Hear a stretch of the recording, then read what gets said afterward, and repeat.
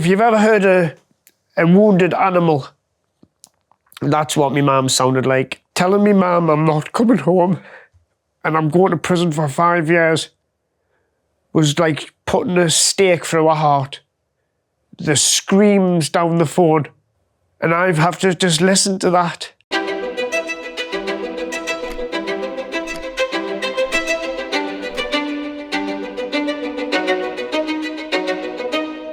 I'm the youngest of three. My dad was a miner for quite a majority of his life. My mum, carer, come from a middle-class, hard-working family where growing up in the 90s, you never really saw kids. You're always out on adventures, up to no good. The bond between, I think, me and my sister and me and my mum is quite strong. When I was a baby, my sister used to dress us up thinking I was our little doll. She was like my big sister, in which it is. She's my big sister, and she had that like protective side that, you know, every brother wants from their sister. I was really thankful and grateful for like my upbringing, you know. But you know, you have one objective when you're a young lad, and that's seeing what your life in the future holds. And mine was to join the army. And when you're mucking around with your friends, playing armies down the woods, you'd get like a stick, and on the different size of sticks, there would be different weapons in your mind. And just, you know, the old war films, watching them with my dad at weekends and stuff, and that just kind of steered me in the direction of wanting to join the army as a young lad. I wasn't really good at school. I didn't leave with many qualifications. And back then, you always had the adverts, Army be the best, and it just drew me in, and I was thinking, I want that. The army was my escape. I remember turning up at Catterick, eyebrow pierced, earring, and just getting screamed at. I'll be honest, it was a harrowing experience. And the army, you need to be tough. You need to be tough. You need to know what you're doing. And the army breaks you and molds you into a fighting, killing machine at the flick of a switch. I was in for 6 years. Like I say, I still saw a lot in 6 years, so I'm very grateful for being a part of the Brotherhood. If I could have stayed in the army a lot more years, I would have, but times change, unfortunately. It was that time where quite a lot of people that I got on with in my battalion started going into private security, like going over and doing close protection work in Africa or Iraq, Afghanistan. Maritime came about as well, and a few of my friends did that who were from my battalion. And I remember my mate rang me one day and he says, do you want to come and work on the ships and stop piracy? And I was like, piracy? You mean Jack Sparrow? He went, no man, Africa piracy, like Somalians. And I was like, oh, right. So I did a little bit of research and I thought, why not? It was a chance to go to different countries, come across different cultures, different crew, and just experience a different kind of job. Yes, it was quite a bit mundane at times when you're on the high seas, but I fully enjoyed it. What were the pirates in the ocean at this time trying to achieve? Were they stealing stock and things from the boat? Well, what they would do, if they're successful, they would board the vessel, get the captain to get in touch with the shipping company whilst they take them to the coast of Somalia, and then to say, we want $5 million for crew and ship. Cargo. Then one day, everything sort of went wrong. Can you tell me about what happened on that mission? We embarked in Muscat in the Oman, and we were meant to disembark in Gaul, which is in Sri Lanka. The whole trip would probably be about 7 to 10 days, give or take, depending how fast your ship was going or slow it was going. Within a couple of days, we got word from our company that we were to board our vessel, the company vessel, which is like a floating armory rest and recuperation ship. They would be dotted around the high risk area, which goes from, say, the top of the Red Sea, you know, and all around the Arabian Sea, Indian Ocean, down to Sri Lanka in the bottom of Africa. Everything was all organised, and there was a cyclone, so under the maritime law you can seek shelter in a neighbouring country. That neighbouring country was India. 12th of October 2013, we were taking fuel on board, provisions. I went to sleep. The tactical deployment officer who's in charge of the operations side woke us all up and said, just to let you know, we've been boarded by Indian Coast Guard at gunpoint, and they are making sure we go to port. And from where we were to the port was, give or take, probably an hour and a half. It took a lot longer because we were going a hell of a lot slower, which to me raised alarm bells.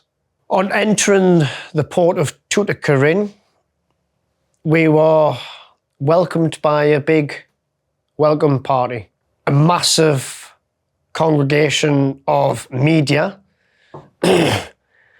and various organisations from as far as Mumbai. With that amount of people, you then sit back and think, maybe it's not just after a bit of money for a stamp in a book.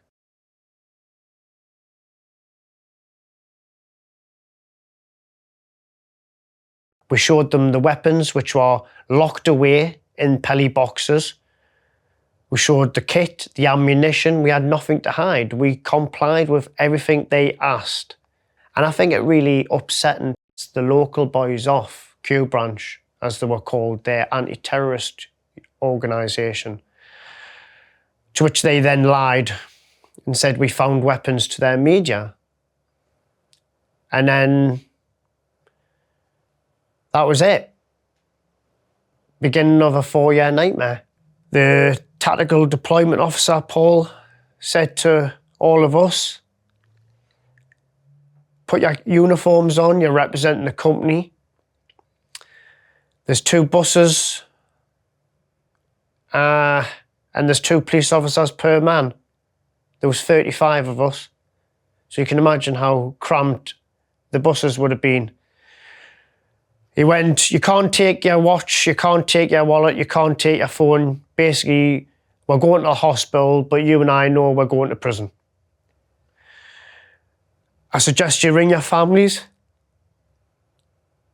and tell them what's happening. I've obviously already told my family about this. The British government is fully aware of what's happening, so they were getting notified. There was media reports from India saying we were selling weapons to fishermen. We were doing a Mumbai-style attack and attacking their nuclear power plant. And I've got my dad asking me on a phone, am I doing this? And I have to tell my family, I am innocent, I've done nothing wrong. They are lying. We got to the first prison, and it was a harrowing experience because this prison was built under British rule. And when they found out there were 6 British, it was like the shoes on the other foot now. English pig. You wake up the next day and you see the local prisoners and you're in hell. That's what it felt like. In hell. And it was day 1. And then the next day, the embassy turn up.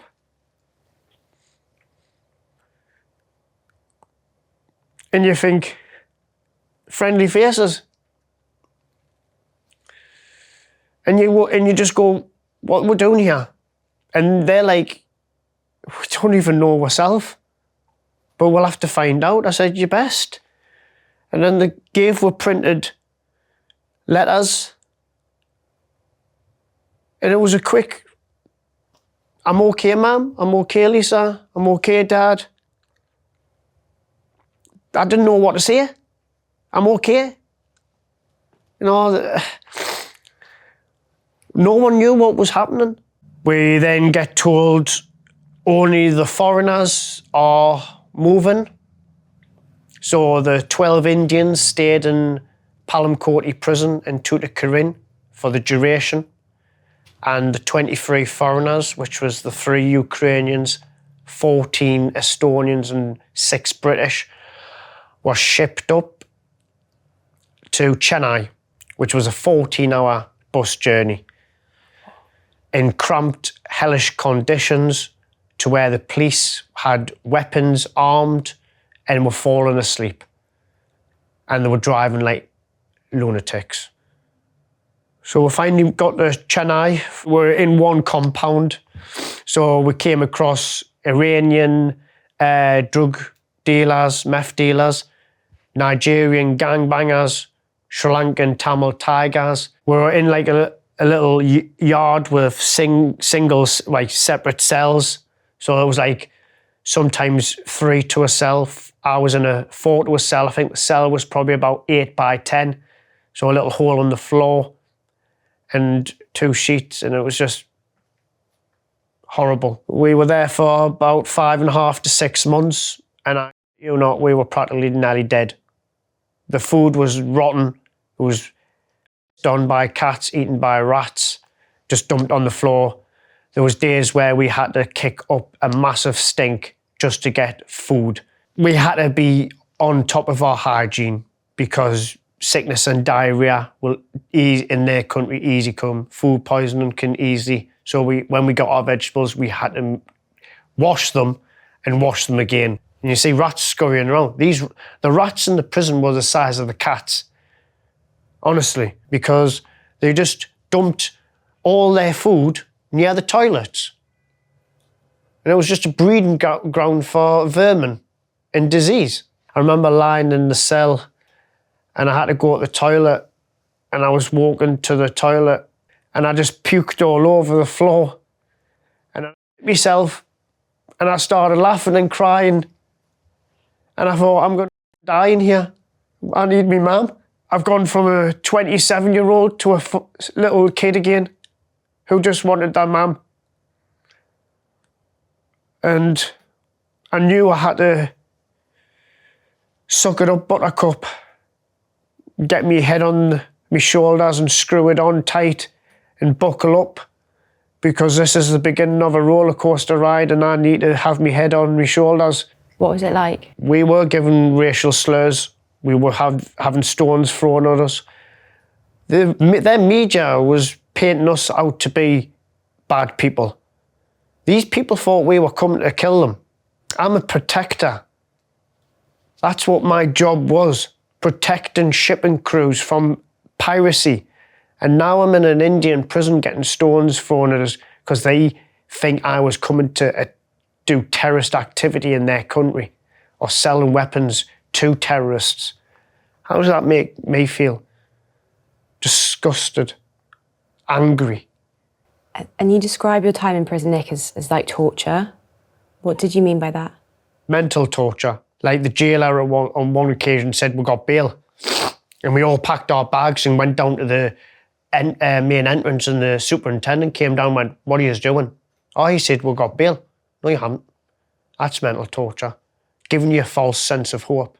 They knew they would never be able to touch you physically. And I saw the Indians getting braid from the latte sticks of the prison guards. And it's very cunning how they do it to get them on the floor. But they would never lay a finger on us. So they had to use a different tactic, and that was mental torture. Part of my soul is still there, and I'll never get it back because of what they did mentally to all of us.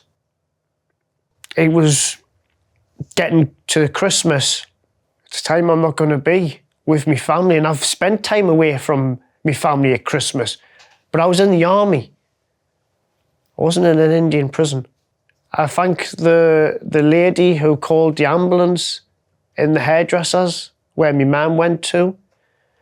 Because before Christmas, 5 days before Christmas, she went and got her hair done. And she collapsed, having a double aneurysm. That's something that hurts even to this day. Being unable to speak to my mum because she can't speak properly due to her aneurysm. It's all gobbledygook. It's just an awful experience to experience. Christmas comes and goes, the embassy come, the legal team's doing what they can. We get bail, April 2014. We do our months doing bail. July 14th, case quashed, charges dropped. We should be home. But they withheld our passports and refused to let us go.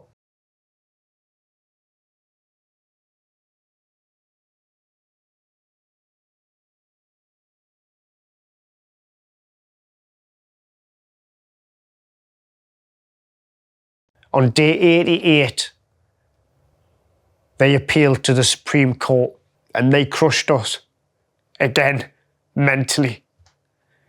I can't imagine what my family must have felt 2 days before the end, just to have the nightmare extend.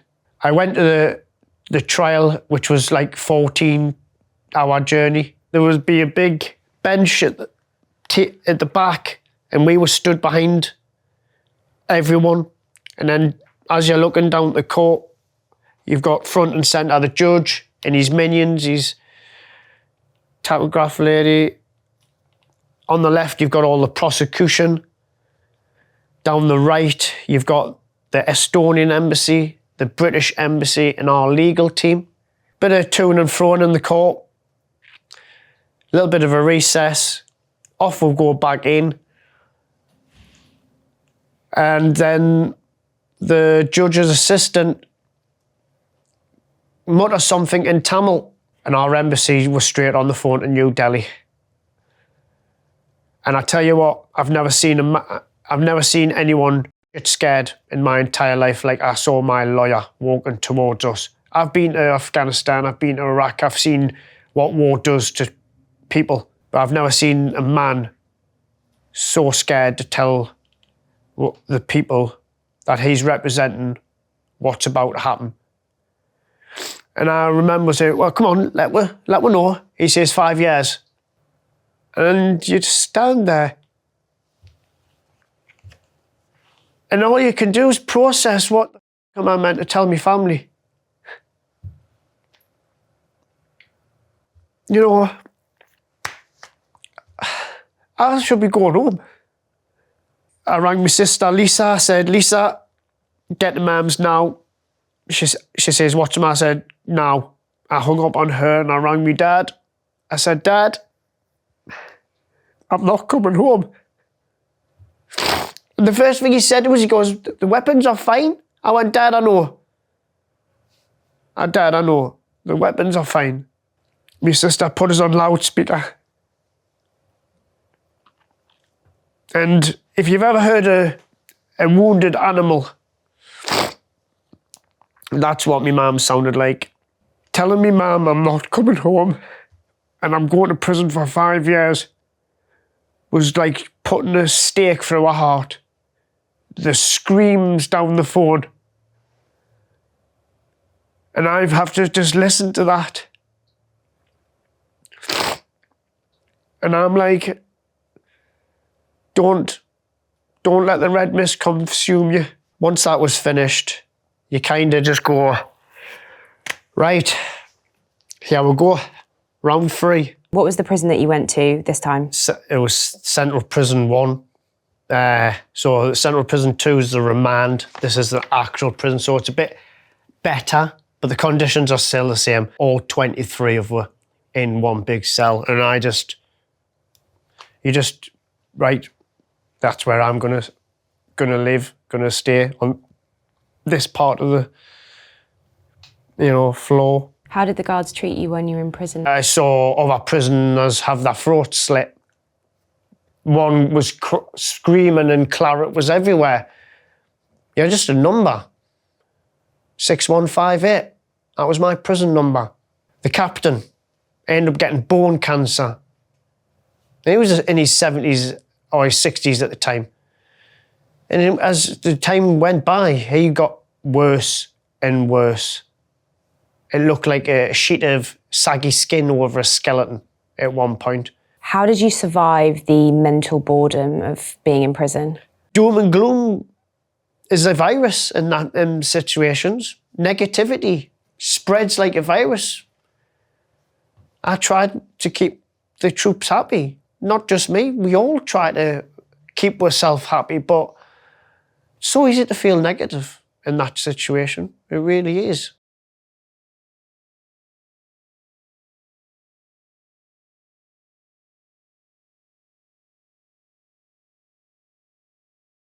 I've said this many times, but it's true. The final countdown song came on the radio. I stood up in our cell and I went, that's it, lads, it's over tomorrow.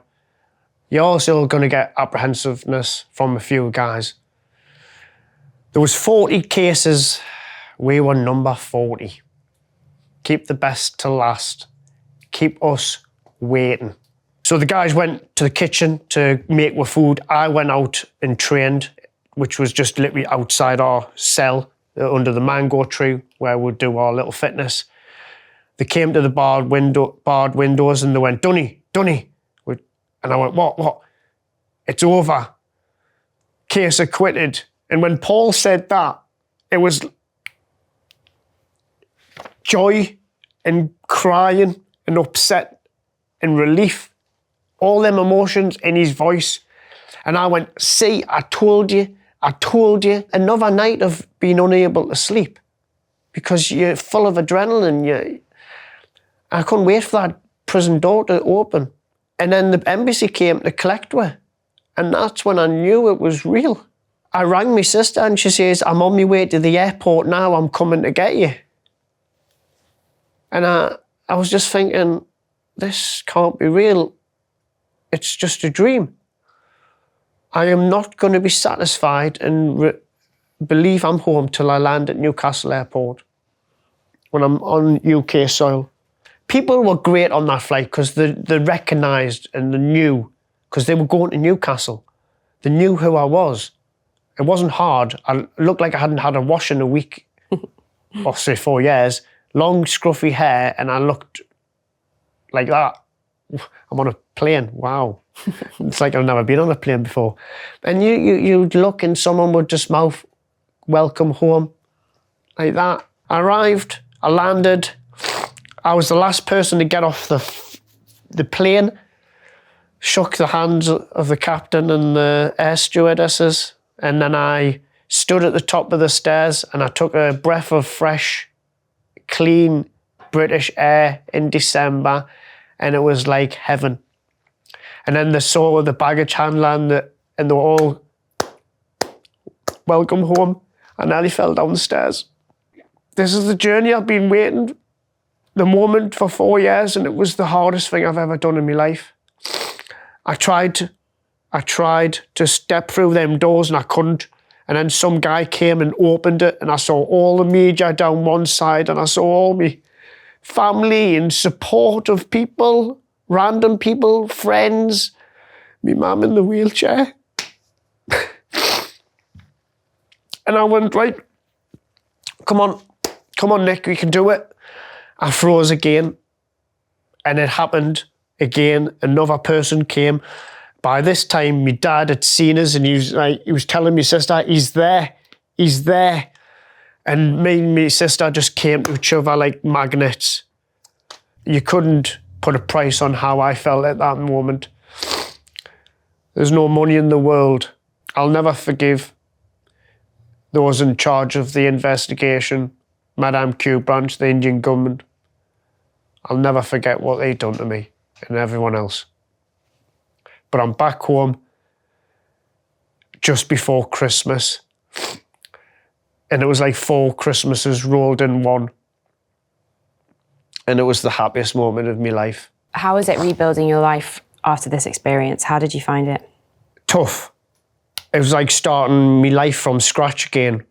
I had quite a lot of help from a lot of people. In every negative, there's a positive. I'm not saying you must go through what I've experienced to get some good, but the sun always shines after a storm. That's what I would like to say. And I appreciate life more than ever now. And I ripped the arse out having a bath because I couldn't have a bath for 4 years. So I'll take, the only thing I take for granted is a bath. Everything else I appreciate so, so much. And family. Family is the cherry on the top. Because without my family, I don't think I would be here today. That's the truth.